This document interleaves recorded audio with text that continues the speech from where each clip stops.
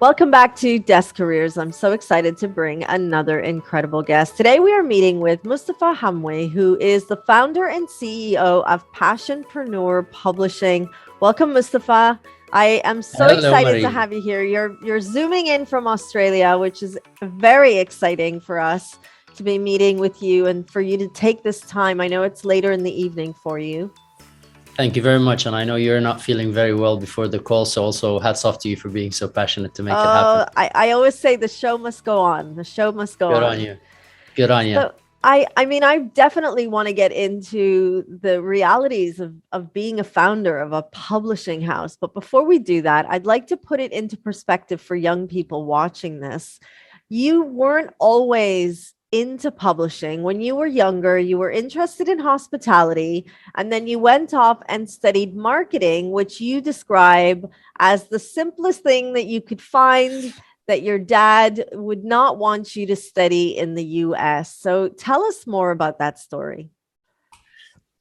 Well, I mean, there are many faults to that story. One of them is to give some context and background. I am Syrian by birth, and I grew up between Syria, Saudi for the most of school years. And my dad was fairly conservative, especially at this stage of our life when we were in Saudi. So it was very, very strict conservatism.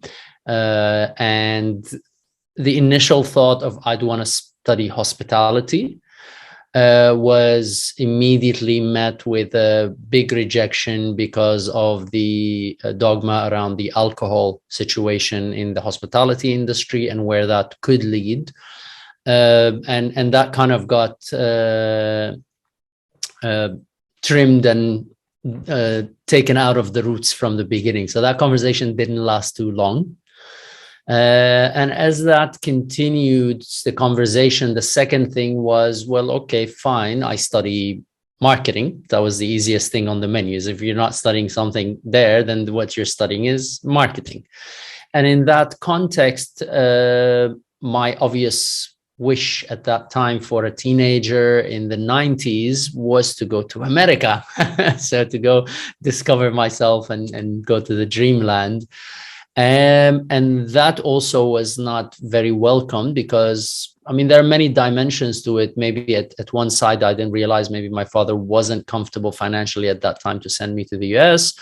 But I think the other part of was he did not want to lose his son. He kind of, I was the eldest. So, and in an Arab culture, being the eldest makes you really the praised son of, like my father is called Abu Mustafa. So the father of Mustafa, that's his name, so there's a lot of pride for him that he wouldn't want to lose his son to go to the US and never come back, knowing how I was thinking, I would have never come back.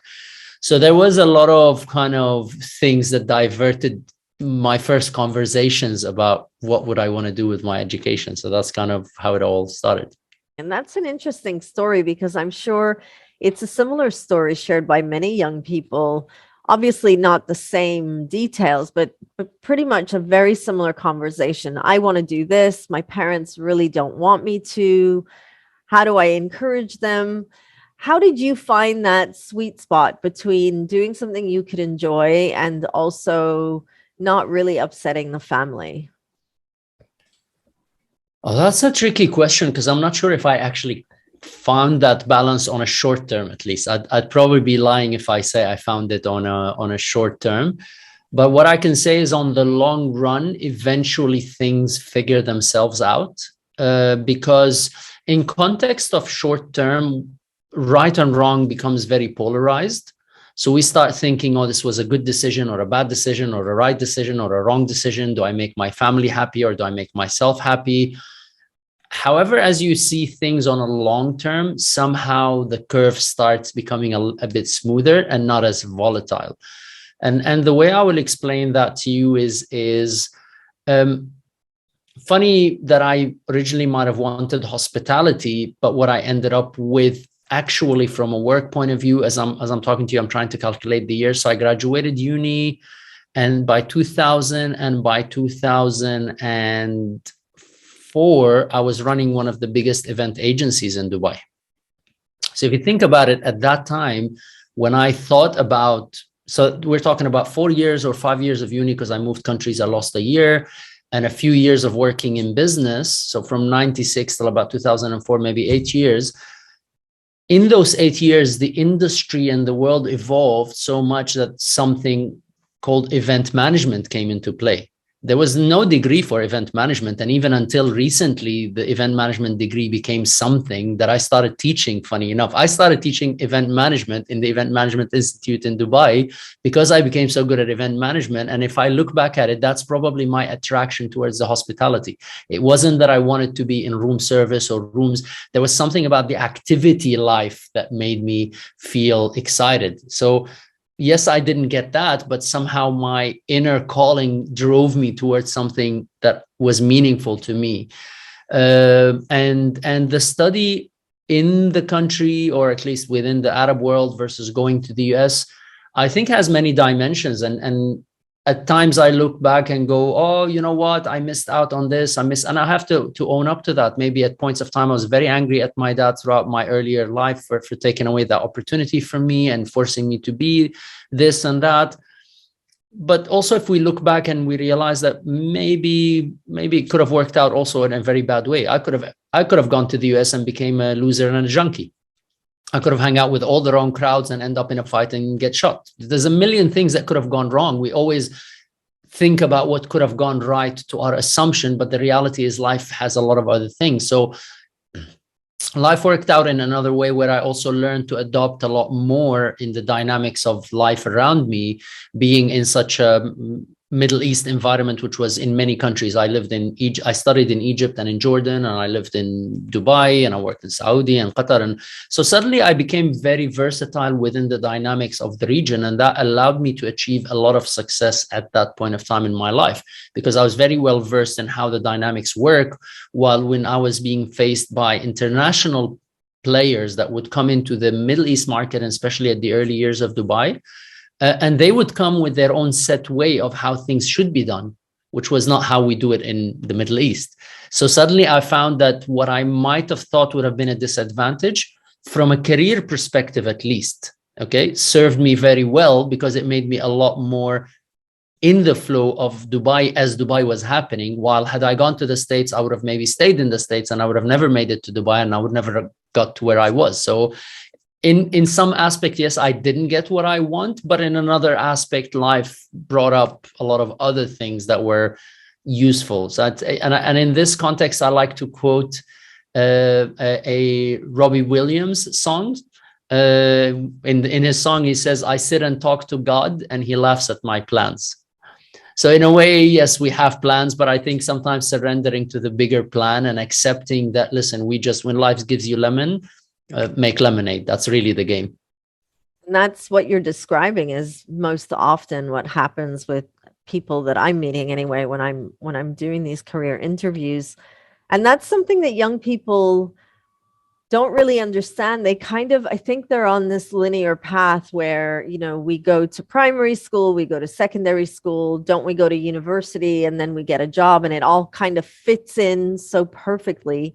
But we know that when we get on the treadmill called life, that it, just like you said, there's a different flow to it.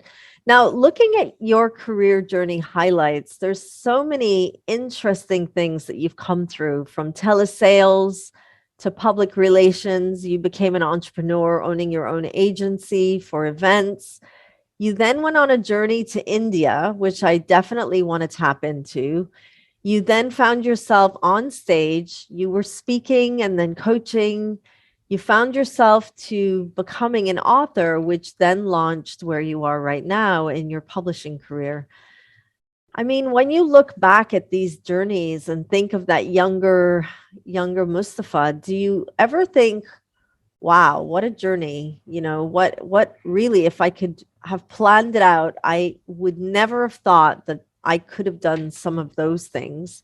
Without tapping into your journey in India, because I think that deserves a spotlight on its own. What did you learn on each of those career highlights that you're now, as the founder and CEO, that you think, I couldn't have done it better without those experiences? So look, if you were going to rewind maybe to my university days. So I was studying in Egypt. That was the settlement eventually of everything that I wanted to do, studying marketing in Egypt. I wouldn't say anywhere near tier one. So it wasn't the number one or the main university. It was a tier two or a tier three university, studying marketing. And it wasn't, although honestly, studying. It was kind of one of those universities where you just show up and just tick boxes and walk out of there. So university gets the money and you get a piece of paper and family's happy. And I think that's at least speaks to the education system around me at that time of my life in the 90s, across the Middle East, I would say comfortably. If you would have gone to that guy and tell him that one day he will leave everything behind, buy a one-way ticket to India, spend time in silence and meditation, and become an international speaker and write and publish books and then a publishing business, I would have just cracked on the floor, feet up, kicking and screaming and shouting and laughing it off. Like, I'd be like, you're watching a lot of movies. There's no way on planet Earth I would have even accepted the conversation, let alone even entertain the probability. It would have been just like, forget about it. That's like a movie moment. We're watching a movie and you go, that's what I'm going to be. So in a way, and that's why I say, universe has some plans for us. They in my experience, and funny, this is something I was, working on today. In my experience, it will almost hardly never ever work out on a short term the way you would understand it. It just doesn't make sense, because on a short term, you're trying to make sense, and making sense requires mental processing, and mental processing requires a software of the mind. And that software comes from conditioning and teaching and whatever you've been told and taught, whether by your community, your school, your family, your coaches, all of that. And all that knowledge is given to you based on historical facts. Nobody can teach you what the future is. All your teachings are coming in retrospect and hindsight. And that's the biggest problem, is because we're always trying to make future decisions based on previous historical data, which is only becoming less and less relevant in today's speed. Because what took 10 years in the past to come together to fruition and for careers to match, today it's even too late to think about it. It's just outdated. So in that context, making decisions looking back is not a fruitful strategy, especially in today's. It may be back in the days, maybe sometimes you get lucky, but now I'd say forget about it. You just got to learn to be your best and do your best in every single moment, which has been kind of what made me succeed in everything. I'm like, when life gives you lemon, make lemonade and be the best person who makes that lemonade.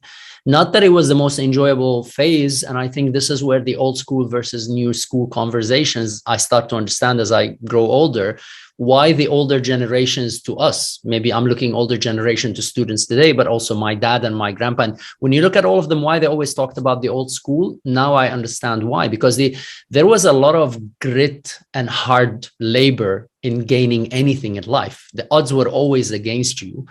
Now the dynamics make it so much that you have so many options, and dynamics are moving so fast, so you kind of figure it out along the way. So there's a lot more probability to be able to figure out your career from that context.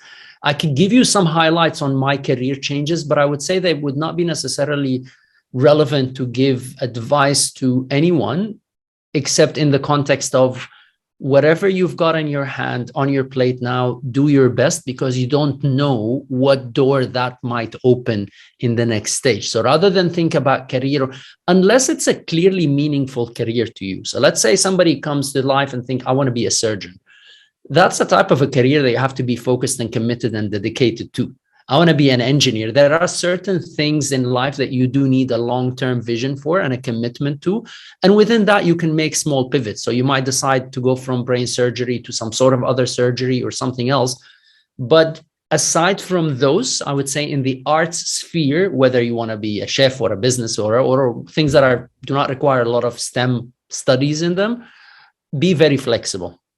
Be very flexible on what life will take you, because you don't know what opportunities life will present. And I will say my learning was, until today, the more rigid I was about what I wanted, the less I ended up being fulfilled with the result.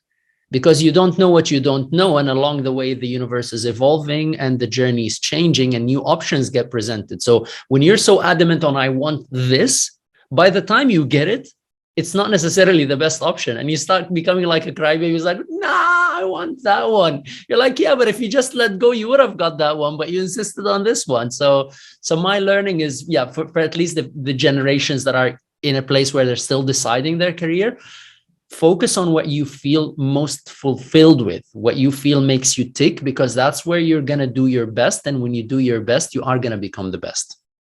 Like that. Where you do your best, you're going to become the best. That's incredible. Talk to us about your current role. You describe it as helping inspiring people share their story. What does that mean? And what, when you wake up every morning and you're like, I am the founder and CEO of a publishing house, how does that feel? And how do you help inspiring people share their story?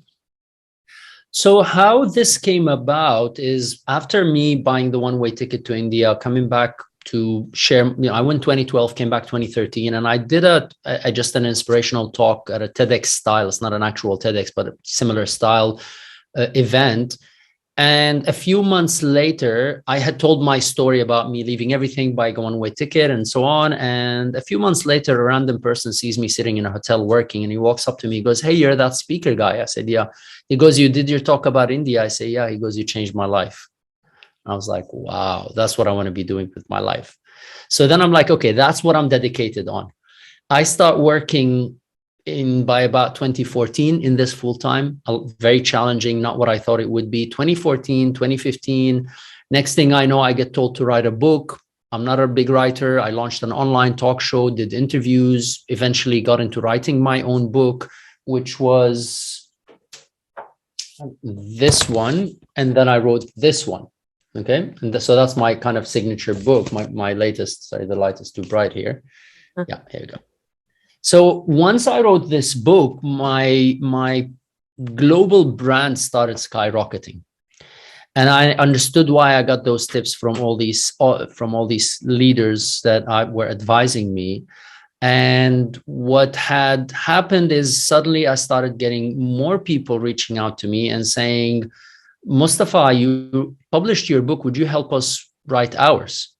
I'm like, well, I guided them to other publishers, and only to realize that none of the publishers available across the globe, across the globe, all in all, and not at least in the Middle East region, none of them was specialized in this genre of inspiring books, which are books that are meant there for a purpose of inspiring someone, and that are written with a genuine story. So there's in the big context of publishing, most of the big publishers are focused on fiction, are focused on other types of books, or the magazine publishers are focused on the advertising side of things, because that's how they make money, not from the magazine sales, but from the advertising revenue. And I realized that there's an opportunity there. So you see, that was never on my agenda. Launching a publishing business is not, no way. And for all disclaimer, I hate reading and I hate writing.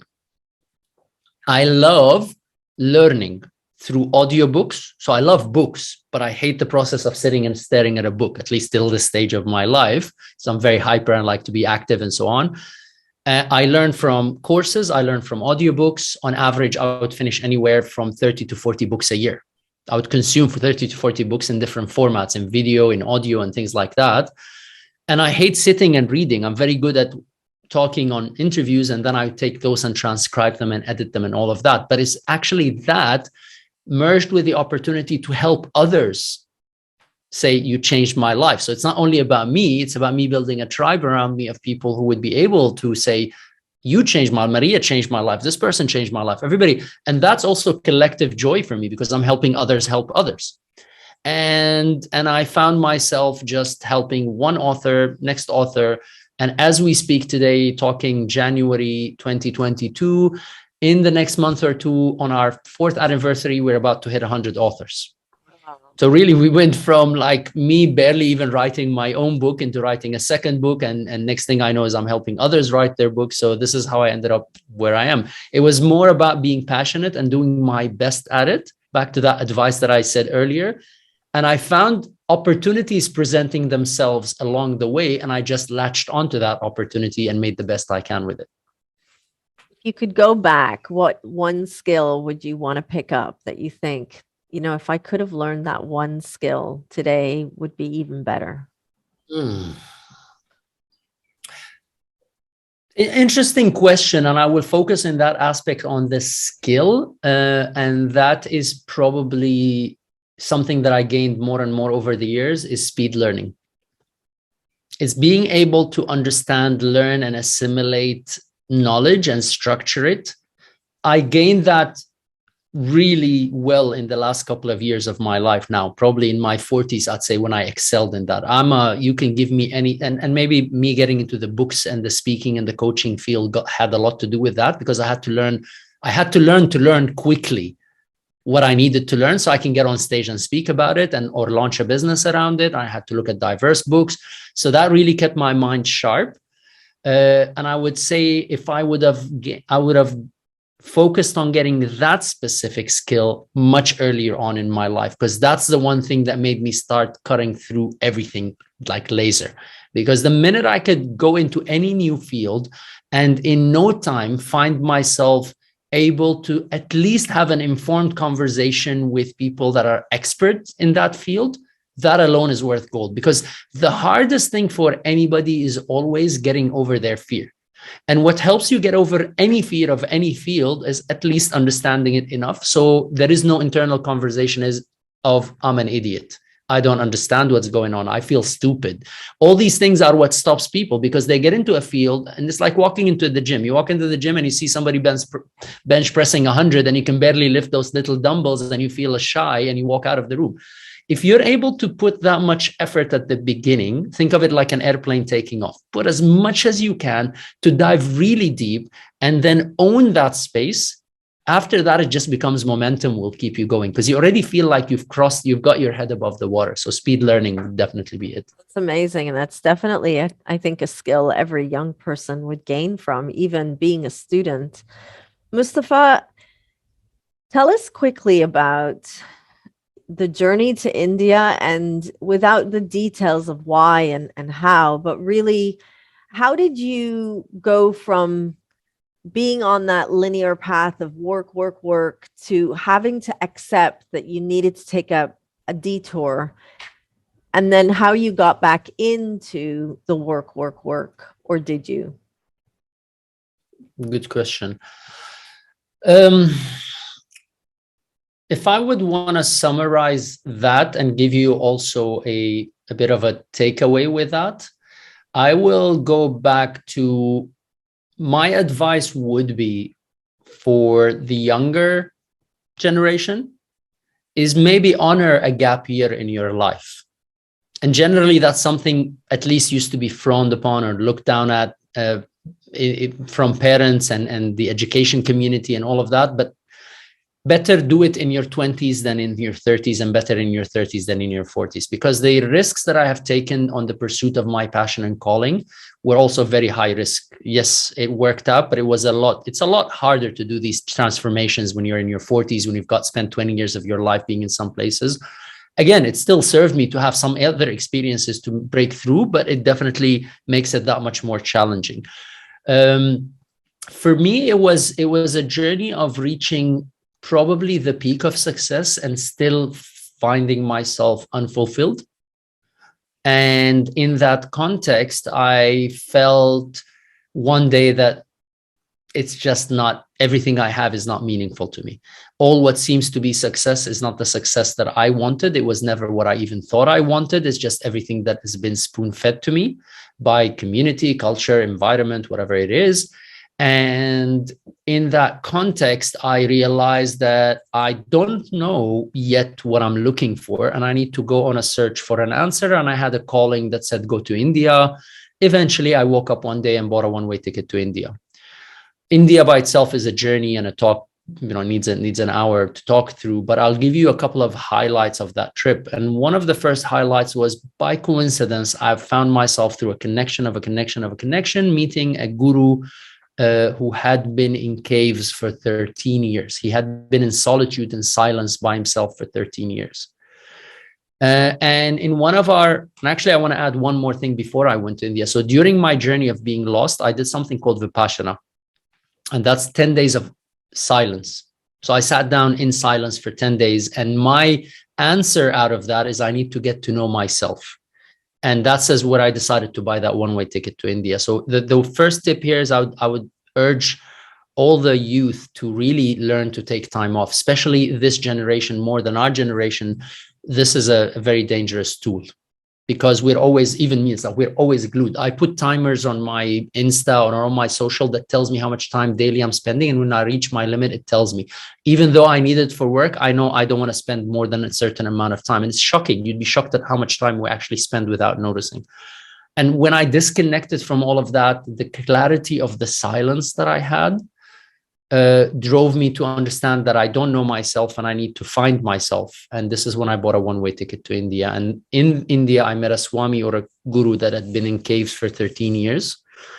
And in one of our interactions, he had a long beard and he'd be sitting and I'm asking him about life and things like that. And he goes, do you know what you are thirsty for? Because if you do not know what you are thirsty for, you cannot quench your thirst. And that was an aha moment for me, realizing that I went on a search for an answer, but I did not know the question. I went on a search to India to find an answer for a question that was not even written. And he gave me the question, what are you thirsty for? I'm like, you know what? I actually don't know. I don't know what I'm thirsty for. Few months later into that journey, I realized that I had a medical condition, and that scare of eventually was non-cancerous, and it was, it became okay with some natural treatments. But it made me realize that what if today was the last day of my life? What would I regret not doing? And that answer was, well, I would regret not having an impact. And then the answer to the question of what are you thirsty for was, I was thirsty for having an impact. The second or the third part of that discussion is what I said earlier about me getting on stage and speaking and somebody says, you changed my life. That was the rest of that story that made me go, well, I'm thirsty to have the impact that would make me hear people say you changed my life. So I would know that I did change people's lives unsolicited. It wasn't that I'm seeking out people randomly saying that. And that's the whole journey, that how it all came together for me to kind of be where I am. And somehow, as I said, if you'd asked me back then, would it be books? I would have said no. Would you say, would it be publishing? I would have said no. And that's pretty much it. So what I'm hearing you say is that you had an opportunity and you went with the opportunity when it came. And going back to the gap year with young people, it is definitely a conversation that more young people are having, but it's still a conversation that is more about negotiating with parents. So if there was a parent watching this right now, in a quick phrase, why would you want them to say yes to their young person having a gap year? To all the parents, first, I would say, thank you and well done for doing your best. And I can imagine, I am not a parent myself, but I've just lost my father recently. So past few months, and I have my sister and my brother, I have kids, and I can understand and I see the journey because I'm the uncle that was there from the beginning, and I could understand and remember with a lot of what I do is also I've done a lot of work with schools and things like that. So I've worked with students, I've worked with parents, and I've been through this conversation on both ends, from the parents and from the students. And in the context of talking about future, whatever future the parent thinks they are planning, although honestly, they don't have a clue. Nobody has a clue. The world is moving so fast that what you think is a good career in the next 5 years is not a good career. And in the next 10 years might become fully automated and AI driven and all of that. So if the parents realize that they don't know actually, they would not be doing their kids a favor by trying to give them too many instructions, because the world is not as rigid as it used to be. 20, 30, 40, even with my father's generation, mine would have been the last borderline where maybe you could at least be given certain instructions on what would secure your future.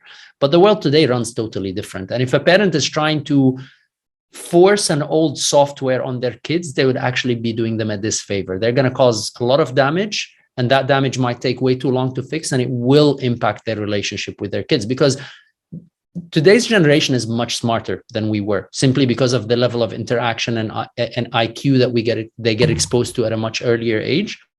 And if a parent is trying to force a certain software on the kid, and that youth gets to a point where they realize that was the obvious wrong decision to take, it is unnecessary friction and damage on relationship, on that person's life, and so on. What they really want to do as a parent, if you truly love them, and that's you're getting me into a very tricky conversation here, so I want to be careful on what I'm saying here, but if the love of the parent to that child becomes more of a selfless love rather than the love of a parent who wants to feel that they are doing their job as a parent. Because in that context, there's a lot of protection, is I need to do my role as a father or as a mother, and I will do whatever it takes. But also there's a point where you have to step back and let your child get up and stumble and fall down the same way you let them learn how to walk. Otherwise, if you force crutches on your kid, you're forcing them to need the crutches. But when you let them fall and hurt themselves, they mature and grow up much younger, much earlier. So in that context, if a parent has the conversations with their child and allow them to understand the potential consequences of this or that. You say, listen, my son, I love you. My point of view is 1, 2, 3, 4. I believe this is my opinion and I could be wrong. Remember, if you're going to make a decision to go there, research all the consequences and be clear that you're ready to pay that price. That will be a lot more productive to both parties, the parents and the youth. And again, that's my personal opinion. It is because I know a lot of parents there now, as they're listening, they're rolling their eyes thinking, what do you know? You don't have kids. So I don't want to step into that conversation, because that conversation is not productive in either way. Because even if I have kids, it doesn't matter. I'm talking out of science. I'm talking out of personal experience. I'm also an expert on the topic that I'm talking about. So I know also I'm adding a lot of value here. And it's a deeper conversation to have, but all I would say is just make your love about allowing that person to grow and become the man and or woman they want to be in life, not what you want them to be. Amazing. Thank you so much, Moustafa. You're right. It's a conversation, and every parent and child will have a different dialogue, but it's always nice to hear new perspectives. Moustafa, it's been such a pleasure talking with you and learning about your career journey. These career stories are inspiring for a young person, because as they're making their choices for their future, it's always nice to hear the stories of those that have had, a career adventure. So thank you. Thank you very much for this, and keep spreading the passion. Thank you. And this brings us to the end of another incredible conversation. Today, we were speaking with Moustafa Hamwi, who is the founder and CEO of Passionpreneur Publishing. We'll see you all at our next Desk Careers Digital Spotlight.